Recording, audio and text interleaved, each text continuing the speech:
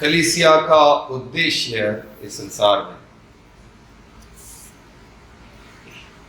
उसमें हम लोग ने देखा है कलीसिया इस संसार में इसलिए है कि प्रभु के लोग संगति कर सकें, आराधना कर सकें, सुसमाचार लेके संसार में जा सकें। और प्रभु भोज हमने देखा, प्रभु भोज लेने के लिए, क्रूस की मृत्यु को स्मरण करने के लिए, याद करने के लिए हम लोग इकट्ठे होते हैं कलीसिया में। कई सारी बातें देखी है। वो फसह का त्योहार होता था यहूदी लोगों का, तो उसको बदलकर उसके स्थान पर प्रभु ने प्रभु भोज रखा। तो फसह के त्योहार में हमको मालूम है, मिस्र में जब वो लोग मिस्र से निकलने वाले थे, एक मेमना काटा और उस मेमने का खून दरवाजे पर लगाया। हमने देखा खून क्यों लगाते थे, क्योंकि परमेश्वर ने ये ठहराया था कि एक पापी के बदले, उसके प्रायश्चित के लिए किसी को मरना पड़ेगा और उसका खून छिड़का जाएगा। तो ये खून क्यों रखा था? क्योंकि एक जीव जो होता है उसका प्राण उसके खून में है, उसका खून निकालेंगे वो जीवित नहीं रह पाएगा। हाँ। तो ये इस बात को बताता था कि एक जीव मरा है। हाँ, जब खून छिड़का जाता था यानी कि एक जीव मरा है एक पापी के बदले। उसमें कई सारी बातें हमने देखी। पिछली बार हमने लहू के द्वारा मेल मिलाप देखा, अभी हम देखते हैं लहू के द्वारा परमेश्वर की उपस्थिति में हमें प्रवेश मिला है।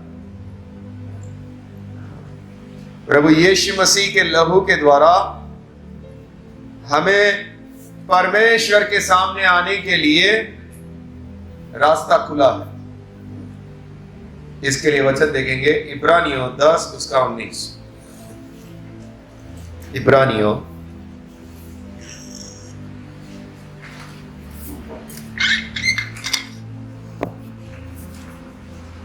हाँ पढ़ेंगे। इसीलिए हे भाइयों, जब हमें यीशु के लहू के द्वारा उस नए और जीवते मार्ग से पवित्र स्थान में प्रवेश करने का इनाम हो गया है। हाँ, यहाँ पे वचन लिखा है यीशु के लहू के द्वारा पवित्र स्थान में प्रवेश करने का हिया हो गया, परमेश्वर की उपस्थिति में आने का हिया हो गया। इसका क्या मतलब है? हाँ, प्रभु यीशु मसीह के लहू के बिना या प्रभु यीशु मसीह अपना लहू देने से पहले मनुष्य परमेश्वर की उपस्थिति से निकाला हुआ था। कोई उसकी उपस्थिति में जा नहीं सकता था। लेकिन अब यीशु मसीह के लहू के द्वारा हम परमेश्वर की उपस्थिति में जा सकते हैं। एक राजा है, मान लो, अपने सिंहासन पर बैठा है, अपने महल में है, सब कोई उसके पास नहीं जा सकता। इसी प्रकार जो परमेश्वर है, जो राजाओं का राजा है, सब कोई उसके पास नहीं जा सकता था। लेकिन यीशु मसीह के लहू के द्वारा एक पापी इंसान प्रभु के पास, प्रभु के सिंहासन के पास जा सकता है। तो उसके लिए देखेंगे कि क्यों नहीं जा सकता था। यीशु के लहू बहाने से पहले या यीशु क्रूस पे मरने से पहले एक पापी मनुष्य क्यों प्रभु के पास नहीं जा सकता था? उत्पत्ति 3 उसका 23 पढ़ेंगे।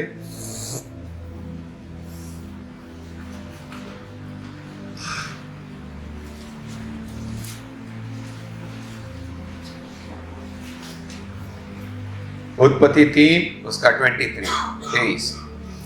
इसीलिए यहोवा परमेश्वर ने उसको अदन की वाटिका में से निकाल दिया कि वह उस भूमि पर खेती करे जिसमें से वह बनाया गया था।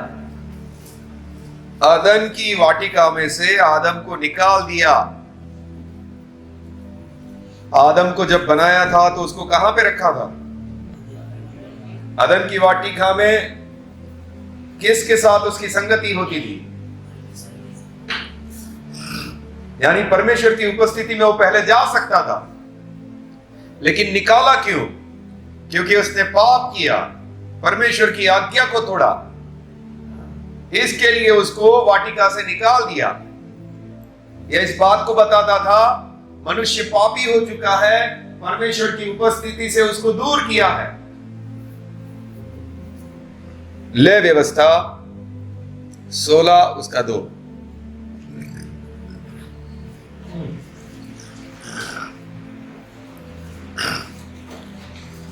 अब यहां पे एक चित्र है मूसा की व्यवस्था में।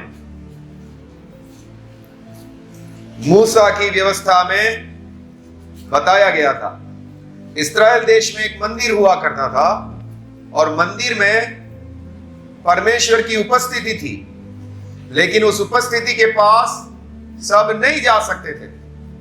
तो उसके बारे में परमेश्वर ने आज्ञा दिया था कि मैं जिस मंदिर में बैठता हूं वहां पे सब कोई नहीं आ सकता। आप पढ़िए। और यहोवा ने मूसा से कहा, अपने भाई हारून से कह कि संदूक के ऊपर के प्रायश्चित वाले ढकने के आगे बीच वाले पर्दे के अंदर पवित्र स्थान में हर समय न प्रवेश करे, नहीं तो मर जाएगा। जहां पे परमेश्वर की उपस्थिति थी, यरूशलेम में जो मंदिर था, उस मंदिर में परमेश्वर की उपस्थिति थी। परमेश्वर बता रहे हैं वहां पे हर समय प्रवेश ना करें, नहीं तो मर जाएगा।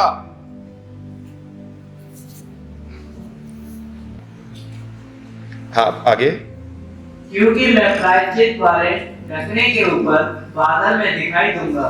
हाँ, वहां पे एक ऐसा संदूक होता था, यही साइज का होगा अंदाजन, और वहां पे 2 करूब होते थे, 2 स्वर्गदूत का चित्र बनाया हुआ था सोने के, और वो इसके ऊपर, ये संदूक के ऊपर एक ढक्कन था, उसके ऊपर एक प्रकाश जैसा रहता था। कोई रूप नहीं था, लेकिन एक प्रकाश जैसा रहता था। उसको सकीना महिमा बोलते थे। वो परमेश्वर को बताता था कि यहाँ पे परमेश्वर है। तो उस जगह पे मंदिर में कोई जा नहीं सकता था। अगर कोई जाएगा, परमेश्वर बोलता है वो मरेगा, मर जाएगा। ये किस बात को बताता है? मनुष्य परमेश्वर की उपस्थिति से दूर किए हुए हैं, उसकी उपस्थिति में नहीं आ सकते। हाँ, उसके बाद हम देखते हैं इब्रानियों 9 उसका 6 से 8।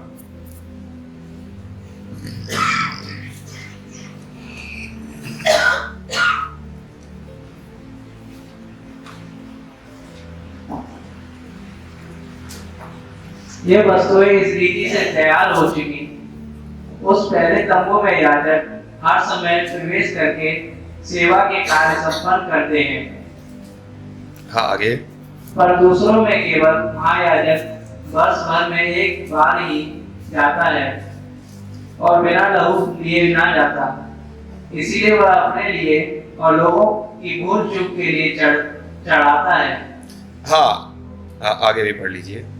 इससे पवित्र आत्मा यही दिखाता है कि जब तक पहला तंबू खड़ा है, तब तक पवित्र स्नान का मार्ग प्रकट नहीं हुआ। हाँ, यहाँ पे इब्रानियों की किताब लिखने वाला लेखक ये बता रहे हैं कि मंदिर के अंदर 2 स्थान थे, तंबू में 2 स्थान थे, एक पवित्र स्थान, एक अति पवित्र स्थान। तो पवित्र स्थान में तो याजक लोग जाते थे, वहां पे दिया जलाने के लिए, धूप जलाने के लिए, रोटी रखने के लिए, दाखरस रखने के लिए। लेकिन जो अति पवित्र स्थान था, वहां पे साल में एक ही बार याजक जाता था, महायाजक जाता था, और वो भी लहू लेकर जाना पड़ता था। उसको अपने लिए, अपने परिवार के लिए एक बैल को बलि करना पड़ता था, और उसका लहू जाके छिड़कता था, तब जाकर वो प्रभु की उपस्थिति में जा सकता था, साल में एक बार। और इससे पवित्र आत्मा क्या दिखा रहा था कि अब तक पवित्र स्थान में जाने का रास्ता खुला नहीं है। हाँ जी, निकालने का कारण क्या है? परमेश्वर ने क्यों मनुष्य को अपनी उपस्थिति में नहीं आने दिया? या क्यों अपनी उपस्थिति से निकाल दिया, इसका कारण क्या है उसको हम देखते हैं। रोमियो 2 उसका 5 और 6।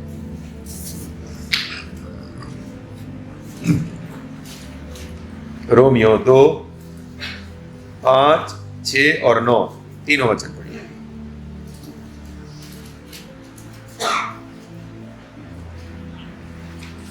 परंतु अपनी कठोरता और अकेले मन के कारण उसके क्रोध के दिन के लिए, जिसमें परमेश्वर का सच्चा न्याय प्रकट होगा, अपने लिए क्रोध कमा रहा है।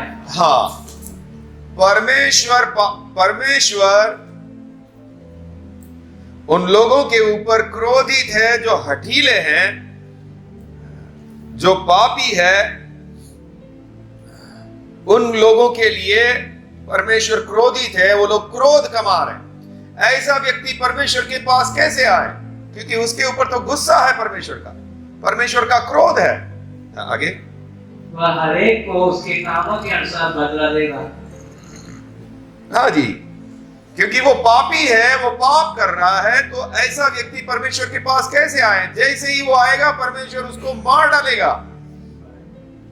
क्यों मार डालेगा? गलत काम किए हैं, वो कैसे प्रभु के सामने खड़ा रह सकता है? हाँ, 9वां वचन। और कलेश और संकट हर एक मनुष्य के प्राण पर जो बुरा करता है आएगा, पहले यहूदी फिर यूनानी पर। संकट और क्लेश पापी लोगों के ऊपर है, क्योंकि उन्होंने गलत किया है। परमेश्वर के सामने कैसे जाए वो? अगर वो जाए उसी समय उसको मरना होगा, क्योंकि पाप किया। ऐसा व्यक्ति परमेश्वर के पास नहीं जा सकता। इसके लिए परमेश्वर की उपस्थिति में जाने का द्वार बंद था।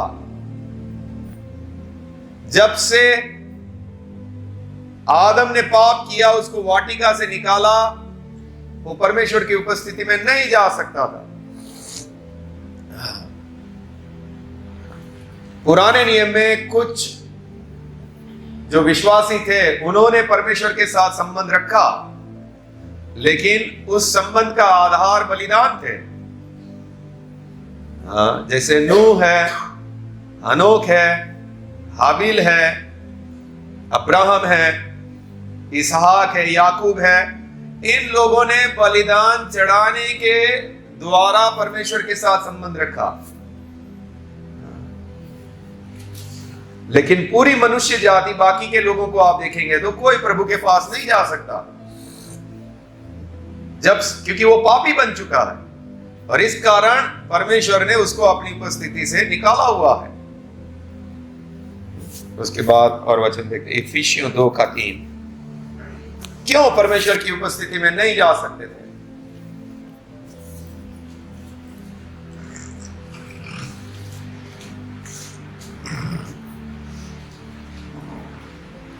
जिनमें हम भी सब के सब पहले अपने शरीर की लालसाओं में दिन बिताते थे और शरीर और मन की इच्छाएं पूरी करते थे, और अन्य लोगों के समान स्वभाव ही से क्रोध की संतान थे।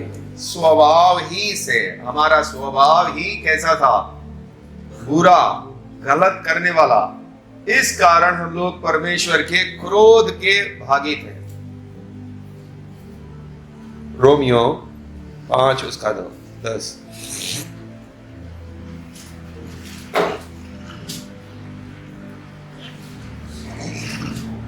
हाँ, क्योंकि पहले होने की दशा में उसके पुत्र की मृत्यु के द्वारा। कैसी दशा थी हमारी? मेरी मित्र नहीं है, दुश्मन है, और इसका कारण पाप है। हम पापी है, हमारा स्वभाव बुरा है, हम लगातार गलत करते हैं। इस कारण परमेश्वर की उपस्थिति में नहीं जा सकते, निकाले हुए। अगर चला जाए उसको भस्म कर देगा, मार डालेगा, क्योंकि वो गलत करके आया हुआ है और परमेश्वर का न्याय है, उसको सजा मिलनी चाहिए। ओके, सबसे पहले हमने देखा प्रभु यीशु के लहू के द्वारा हम परमेश्वर की उपस्थिति में जा सकते हैं।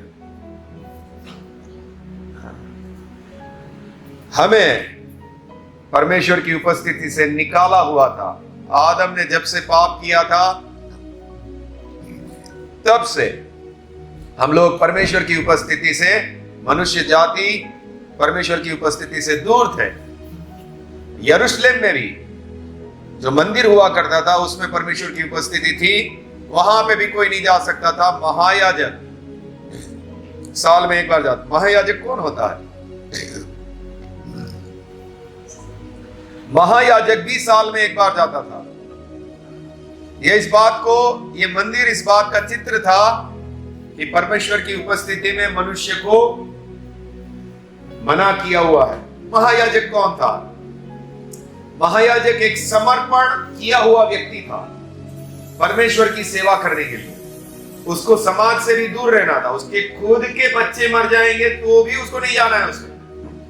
उसके खुद का घर का कोई मर जाएगा तो भी उसको नहीं जाना है। इतना समर्पण के साथ उसको जीना था, इतना पवित्र होकर उसको जीना था, लेकिन फिर भी वो भी परमेश्वर की उपस्थिति में नहीं जा सकता। साल में एक बार जाना है उसको भी, इतना समर्पित व्यक्ति को।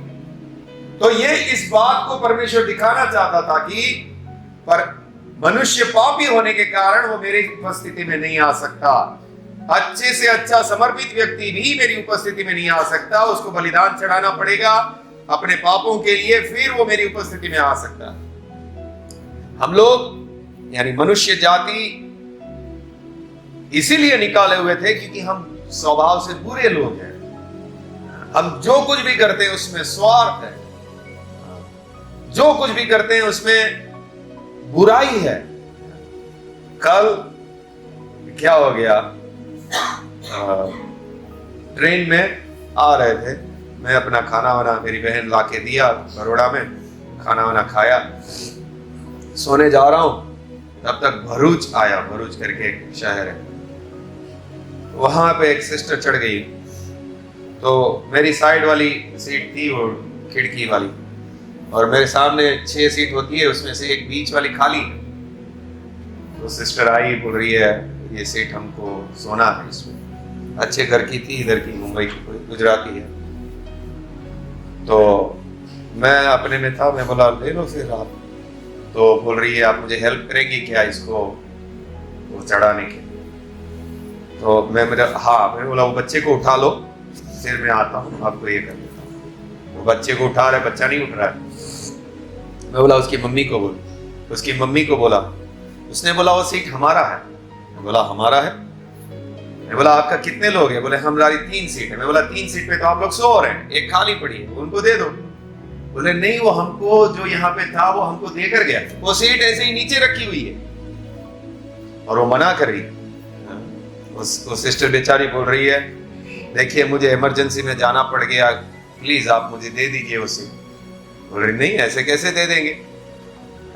और फिर मैं बोल रहा हूँ सिस्टर वो आपकी प्रॉपर्टी नहीं है, वो खाली है, वो टीसी आएगा वो देख लेंगे, आप वो सीट दे दो उसको। बोल रहे नहीं ऐसे कैसे दे दे। मैंने बोला वो सीट उसको दे दो, मैं जोर से बोला। और भाई साहब हथियार लेकर आ गए, सब गुस्सा कर रहे हैं, आसपास चिल्ला मत मेरा बच्चा उठ जाएगा, ये वो सब कर रहे हैं। हाँ। मैं इतना सोच में पड़ गया, इंसान कितना स्वार्थी है। वो सीट खाली पड़ी है, उसकी 3 सीट उसको मिली हुई है, वो खाली सीट भी उसको नहीं देनी है एक लेडीज को। मेरे को गुस्सा आ गया। मैं बोला एक लेडीज बेचारी अकेली, उसको सीट खाली पड़ी, तेरे बाप की थोड़ी है वो सीट, उसकी थोड़ी है वो सीट, नहीं देना चाहती। मुझे गुस्सा करना पड़ा उसको। मैं बोला वो सीट आप दे दीजिए उसको, अपना बच्चे को उठाइए, उसको खड़ा करके दीजिए। बाकी लोग मेरे को गुस्सा कर रहे हैं, इतना क्यों चिल्ला रहा है ये वो सब। इंसान कितना ज्यादा स्वार्थी है, कितना ज्यादा पाप में फंसा हुआ है। वो मैं बैठा हुआ था किसी और सीट पे, क्योंकि मेरे को आरएसी मिली हुई थी, तो मैं उसको बोला आप इधर बैठो, मैं कहीं और जाके बैठता हूँ। तो मैं दूसरे कंपार्टमेंट में जाके बैठा, और उस कंपार्टमेंट में एक अंकल बैठे हुए अकेले, एक दूसरे अंकल आ गए, उनकी सीट थी वहां पे, वो आ गए। तो गर्मी इतनी ज्यादा थी, उसने बोला भैया वो विंडो खोल दीजिए जरा। बोल रहे नहीं मेरा मोबाइल चार्जिंग हो रहा है, इसके लिए विंडो नहीं खोलूंगा। अरे बोल रहे मुझे गर्मी लग रही है, आप विंडो खोलिए। बोल रहे नहीं मेरे को चार्जिंग करना है। मैं बोला अंकल जी आप वो चार्जिंग ऊपर लगा दो ना, वहां पे उनको गर्मी में क्यों करने दे रहे हो? कैसे लोग हैं भाई। मतलब मेरा अगर विंडो पे मैं रखूंगा तो कोई आके चोरी करके लेके जाएगा, तो इसके लिए तू गर्मी सहन कर, मैं ऊपर नहीं रखूंगा, उसको विंडो भी बंद रखूंगा और तू ऐसे ही रहूंगा। कैसे जाए ऐसे लोग परमेश्वर की उपस्थिति में, कैसे जाए? मैं सहन नहीं कर पाता हूं, मैं खुद पापी हूं, इतना स्वार्थी हूं, फिर भी मेरे से सहन नहीं होता है, तो परमेश्वर के सामने भस्म हो जाएगा ऐसा इंसान। कितना ज्यादा दुष्टता और बुराइयां भरी हुई है लोगों के अंदर। और फिर भी वो सिस्टर बेचारी अकेली है और वो रिक्वेस्ट कर रही है इतना, प्लीज दे दीजिए उसे, प्लीज दे दीजिए। नहीं, वो जोर है, नहीं देंगे। और फिर भी लोग आकर मुझे गुस्सा कर रहे हैं, तू क्यों चिल्ला? मैं बोला भाई वो लेडीज को सीट नहीं दे रहे, इसके लिए मैंने थोड़ा गुस्से से बोला उनको, वो खाली पड़ी है, उनकी सीट थोड़ी है वो। फिर भी आके लोग मुझे गुस्सा कर रहे हैं, हमारा बच्चा उठ जाएगा। एक सिस्टर आकर बोल रही है तुम क्यों बोल रहे हो? मैं बोला सिस्टर उनको सीट नहीं है, वो बेचारी अकेली है, उनको दे। अरे नहीं बोलने का, ये लेडीज लोग कहीं भी बैठ जाएंगे, तुम क्या को बोलता है? इन सब को कौन सी सजा देनी चाहिए भाई? दया नाम की कोई चीज नहीं है, बुद्धि नाम की कोई चीज नहीं है। क्या बोल रहे, क्या सोच रहे? इंसान के रूप में जानवर जैसा है ये लोग, कोई प्यार नहीं है, कुछ नहीं। और पता नहीं वो लेडीज कौन है, क्या है, शायद वो विश्वासी बनने वाली के मुझे बोल रही है आपका नंबर दीजिए ब्रदर। मैं बोला हमारा प्रार्थना होता है, आप आइए।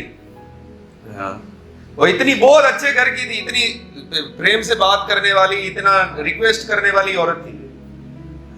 अभी क्या मालूम प्रभु उसको विश्वासी बनाना चाहता है कि क्या। कैसे जाएं ऐसे लोग परमेश्वर की उपस्थिति में?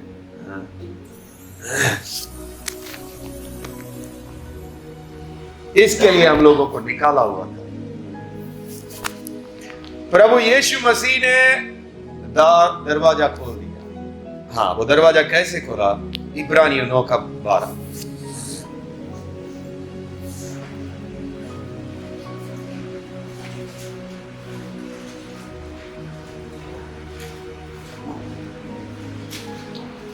हाँ पढ़ेंगे। और बकरों और बछड़ों के लहू के द्वारा नहीं, पर अपने ही लहू के द्वारा एक ही बार पवित्र स्थान में प्रवेश किया और अनंत छुटकारा प्राप्त किया।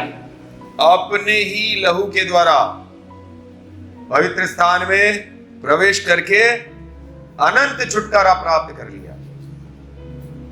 यानी अभी आगे देखेंगे,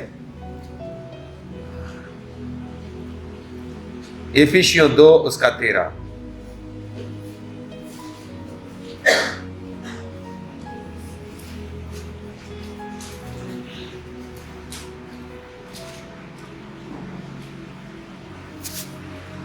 पर अब मसीह यीशु में तुम जो पहले दूर थे, मसीह के लहू के द्वारा निकट हो गए हो।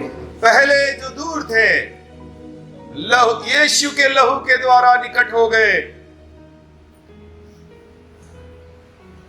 इब्रानियों 4 उसका 16।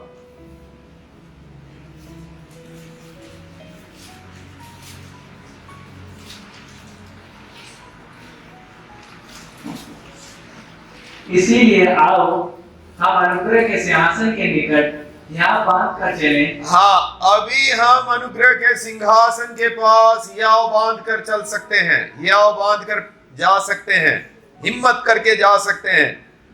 कारण प्रभु यीशु मसीह ने जो क्रोध था पापी के लिए, वो अपने ऊपर सहन कर लिया। परमेश्वर का जो क्रोध है, जो पाप करने की जो सजा है, वो सब किसके ऊपर आया? प्रभु यीशु मसीह के ऊपर। हाँ,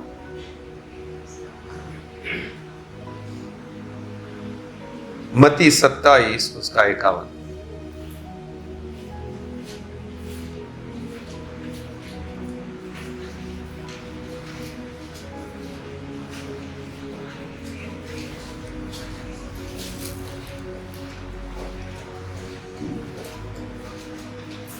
और देखो, मंदिर का पर्दा ऊपर से नीचे तक फटकर दो टुकड़े हो गया और धरती डोल गई और चट्टानें सड़क गई। प्रभु यीशु मसीह जब मरा तब क्या हुआ? मंदिर में पर्दा हुआ करता था। मंदिर में जो तंबू था उसके अंदर दो भाग था। एक पवित्र स्थान, बीच में पर्दा होता था, उसके बाद ऐसा संदूक होता था। तो उस तरफ जो है दिया वगैरह जलाते थे, धूप जलाते थे, एक मेज रखी थी उसमें रोटी रखा जाता था। वहां तक तो सब कोई आ सकता था, लेकिन ये पर्दे के अंदर जो है कोई नहीं आ सकता था। लेकिन जब यीशु मसीह क्रूस के ऊपर मरा, क्या हुआ? ये जो बीच वाला पर्दा है मंदिर के अंदर, वो फट गया। हाँ, ये किस बात का चित्र था? ये क्या बताना चाहता था परमेश्वर पर्दा फाड़ के? प्रभु यीशु ने पूरे जगत के पाप को अपने ऊपर लेकर जो क्रोध है परमेश्वर का वो संतुष्ट कर दिया, न्याय को संतुष्ट कर दिया। अब परमेश्वर की उपस्थिति में आ सकते हैं। अब ये बीच का पर्दा हटाया गया है, वो पर्दा फट गया। अब एक पापी परमेश्वर के पास आ सकता है। अब एक पापी इस धरती का चाहे कोई भी जाति का हो, वो परमेश्वर के पास आ सकता है। लेकिन शर्त क्या है? किसके द्वारा ही आना पड़ेगा? यीशु मसीह के पास, क्योंकि उसने क्रोध को सहा है। उसने जो हमारे ऊपर सजा होनी चाहिए वो सजा उसके ऊपर पड़ गई।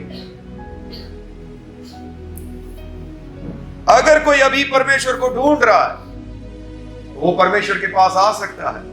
और परमेश्वर बिना यीशु के नहीं मिल सकता। प्रभु यीशु मसीह के द्वारा परमेश्वर मिलता है। परमेश्वर के पास आप आ सकते हैं, उसके साथ संगति कर सकते हैं। लेकिन इसके लिए भी शर्त है। हाँ, मरकुस 16:16,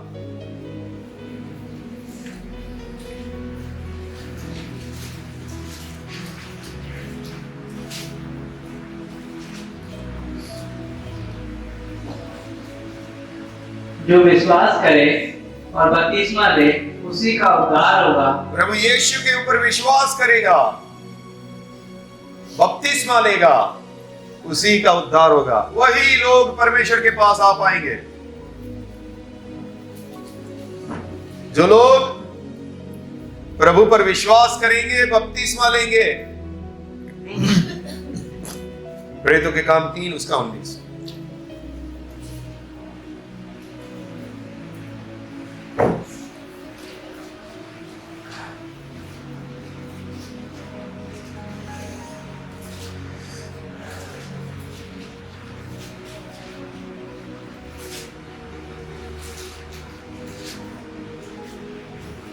प्रेरितों के काम 3 उसका 19।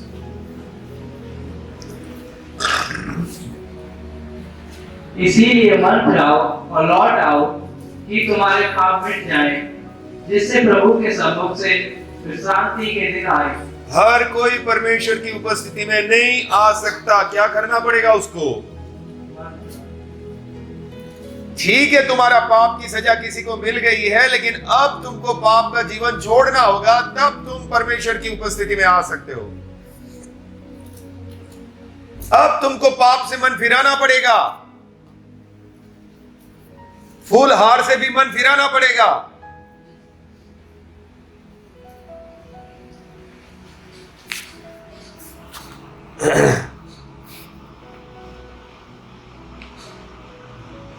अब रास्ता खुल गया है तो भी तो पाप से मन फिराना पड़ेगा। मैं अब पाप से दोस्ती तोड़ता हूं। अब मुझे पाप का जीवन नहीं जीना। अब मैं पाप से मन फिराता हूं। अब मैं प्रभु के मार्ग में चलूंगा।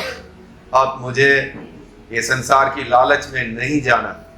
अब मुझे व्यभिचार में नहीं जाना, अब मुझे झगड़े में, गालियां में नहीं जाना, अब मुझे गंदी नजर करने में नहीं जाना, अब मुझे परमेश्वर के मार्ग में चलना, अब मुझे पाप का जीवन छोड़ना। इस शर्त पे वो व्यक्ति परमेश्वर की उपस्थिति में आ सकता है। पहला, उसके पुत्र के द्वारा, और पाप से मन फिराकर एक सही समर्पण के साथ वो आएगा, वो प्रभु की उपस्थिति में जा सकता है। मैंने चेक कर लिया पूरी दुनिया, और कोई नहीं जा सकता, और कोई परमेश्वर के पास नहीं जा सकता। इस्लाम परमेश्वर के पास जाने का रास्ता नहीं बताता, हिंदुइज्म नहीं बताता, जैन लोगों में परमेश्वर के पास जाने का रास्ता नहीं है, सिख लोगों में नहीं है, बुद्ध लोगों में नहीं है। सिर्फ यीशु मसीह के द्वारा पापों से मन फिराकर आप परमेश्वर की उपस्थिति में जा सकते हैं। और जैसे एक माँ अपने बच्चे को संभालती है, वैसे यीशु मसीह आपको संभालेगा, ये वायदा। और कहीं नहीं है ये सब, और कहीं नहीं है। परमेश्वर सच में मिलता है या उसकी उपस्थिति में प्रवेश सिर्फ प्रभु यीशु के द्वारा और पापों से मन फिराकर ही है।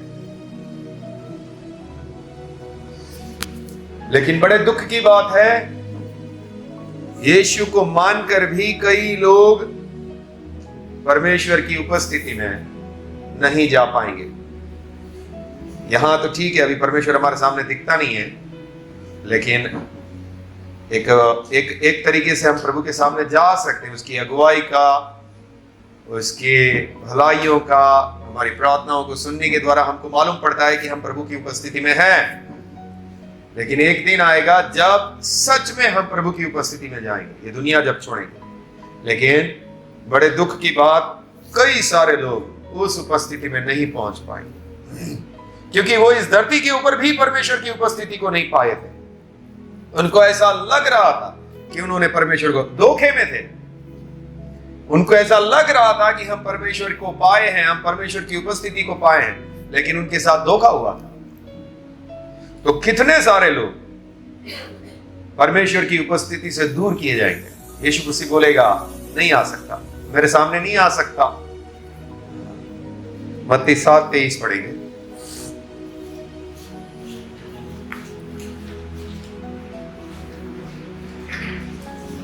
डर लगना चाहिए, मुझे उसकी उपस्थिति में रहना है, मुझे कहीं वो निकाल ना दे। पढ़िएगा। तब मैं उनसे खुलकर कह दूंगा, मैंने तुमको कभी नहीं जाना, हे कुकर्म करने वालों, मेरे पास से चले जाओ।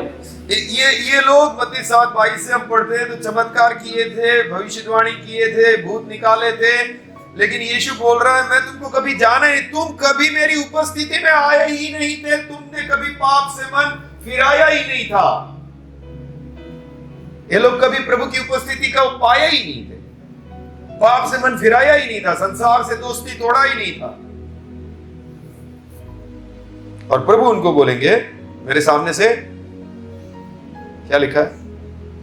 तब मैं उनसे खुलकर कह दूंगा, मैंने तुमको कभी नहीं जाना। प्रभु बोल रहा है, मैं तुमको नहीं पहचान रहा हूं, मेरी तुमसे कभी दोस्ती नहीं हुई थी, तुमने कभी पाप से दोस्ती तोड़ी नहीं थी, ना मेरे से कभी दोस्ती की थी, मैं तुमको नहीं जानता। हे कुकर्म करने वालों, मेरे सामने से दूर चल जाओ। भजन संहिता 51:11।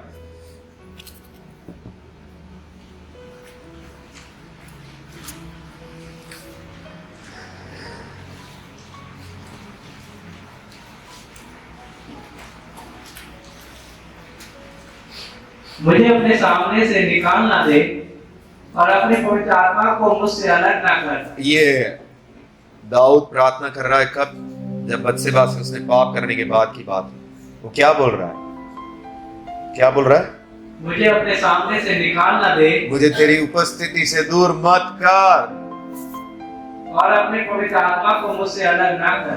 तेरा पवित्र आत्मा मुझसे अलग ना होने पाए, तेरी उपस्थिति से मुझे दूर ना कर।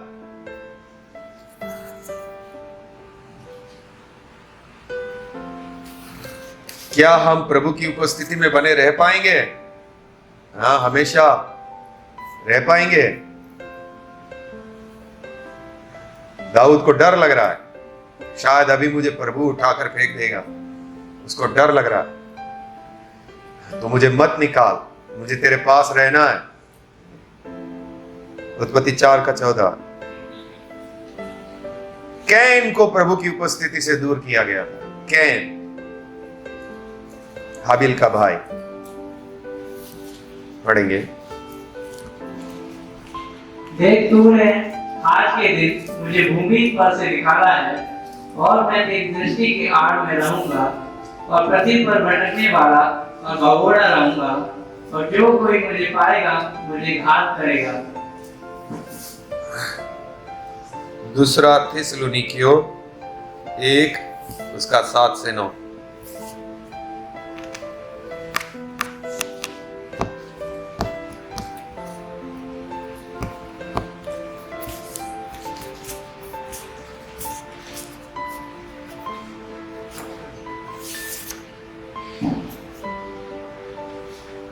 और तुम्हें जो कलेश पाते हो हमारे साथ चैन दे, उस समय जब कि प्रभु यीशु अपने सामर्थी दूतों के साथ धधकती हुई आग में स्वर्ग से प्रकट होगा, और जो परमेश्वर को नहीं पहचानते और हमारे प्रभु यीशु के सुसमाचार को नहीं मानते, उनसे पलटा लेगा। वे प्रभु के सामने से और उसकी शक्ति के तेज से दूर होकर अनंत विनाश का दंड पाएंगे। प्रभु के सामने से दूर होंगे और उनको अनंत विनाश का दंड मिलेगा। मत्ती 22 उसका 13।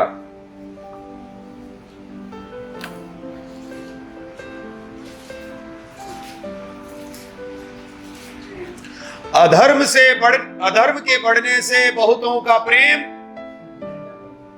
ठंडा हो जाएगा।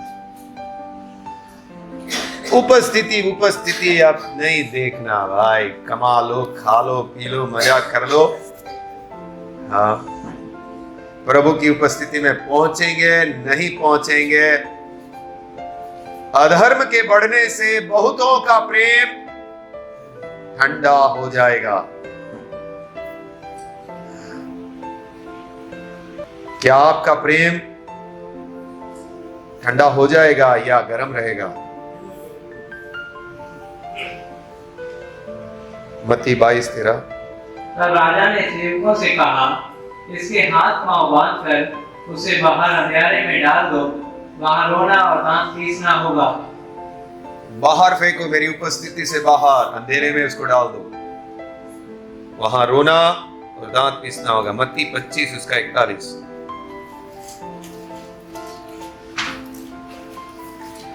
ये प्रभु की उपस्थिति से निकाले हुए लोग हैं। पढ़िए। तब वह बाई और बालों से कहेगा, हे शापित लोगों, मेरे सामने से उस अनंत आग में चले जाओ जो शैतान और उसके दूतों के लिए तैयार की गई है। मेरे सामने से निकालो इन लोगों को, मेरे सामने मत लेकर आओ।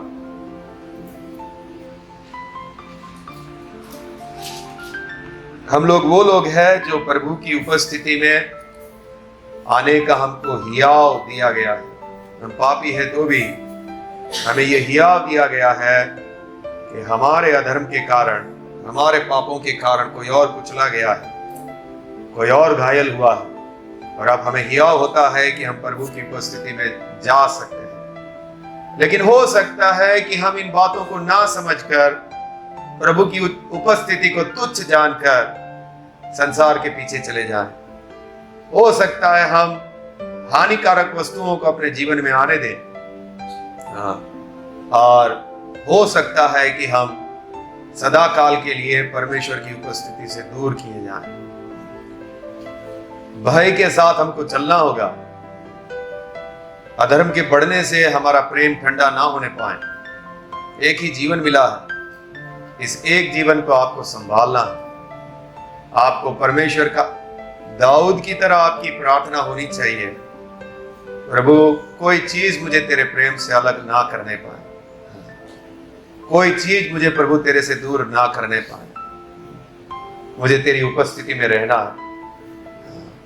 मुझे ये नहीं सुनना, मैं तुझे नहीं जानता, मुझे ये नहीं सुनना प्रभु, मुझे तेरी उपस्थिति से दूर अंधकार में नहीं पड़ना है, मुझे अपने जीवन को संभालना है, तेरे मार्ग में अपने आप को बनाए रखना है।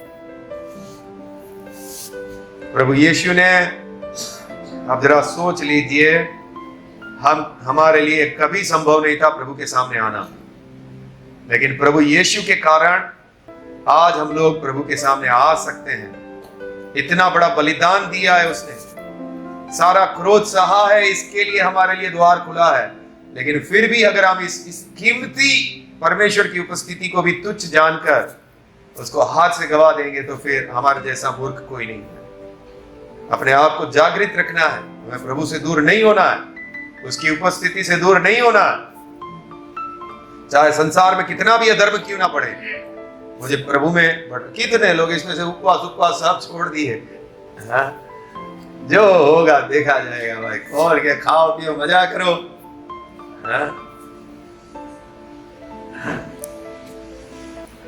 आपका जीवन आप जांचिए,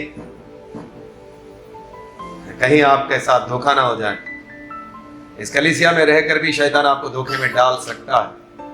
आपका मन इतना कठोर कर देगा, आप सिर्फ सुनने वाले बन जाएंगे और कभी वचन का पालन करने वाले नहीं रहेंगे। और ऐसे लोग, वचन कहता है, खुद को ही धोखा देते हैं, वो किसी और को धोखा नहीं दे रहे हैं।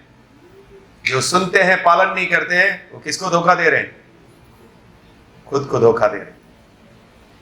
हमारे पास एक ही जीवन है, हमें अपने परिवार की, अपने भाई बहनों की जीवन की चौकसी करनी है। प्रार्थना करें।